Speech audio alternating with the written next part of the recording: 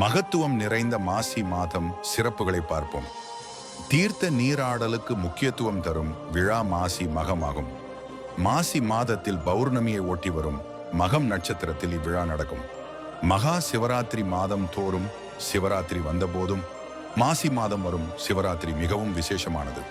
ஆண்டில் பிற சிவராத்திரியின் போது விழித்திருந்து இறைவனை வழிபடாதவர்கள் இந்த நாளில் வழிபாடு செய்தால் ஆண்டுதோறும் சிவராத்திரி வழிபாடு செய்த பலன்கள் கிடைக்கும். பிரகலாதனை கொல்வதற்காக நயவஞ்சகமாக வந்த அரக்கி தீயில் வெந்து சாம்பலான நிகழ்ச்சி மாசி மாதத்தில் தான் நடந்தது. மாசி மாத சங்கடஹர சதுர்த்தி மிகவும் சிறப்பிக்கப்படுகிறது. அன்று விரதம் கடைபிடித்து விநாயகரை வழிபட்டால் எல்லாவிதமான தோஷங்களும் விலகும் என்பர். மாசி மகத்தன்றுதான் மகாவிஷ்ணு வராக அவதாரம் எடுத்து அசுரனை வதம் செய்து பூமியை மீட்டுக் கொண்டு வந்தார்.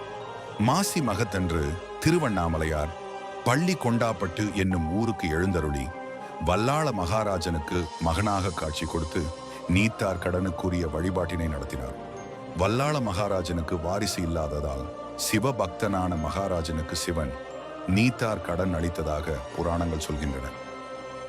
மன்மதன் சிவபெருமானால் எரிக்கப்பட்டதும் மாசி பௌர்ணமியில்தான். குலசேகர ஆழ்வார் மாசி மாதம் புனர்பூச நட்சத்திர நாளில் தான் அவதரித்தார். மாசி மாத பூச நட்சத்திர தினத்தன்றுதான் முருகப்பெருமான் சுவாமி மலையில் தன் தந்தை சிவபெருமானுக்கு பிரணவ பொருளை உபதேசம் செய்தார். அகத்தியர் தன் விருப்பங்கள் நிறைவேற தவமிருந்து அருள் பெற்றது மாசி மாதத்தில்தான். காரடையான் நோன்பும் சாவித்திரி விரதமும் இம்மாதத்தில் வரும் விசேஷ விரதங்கள்.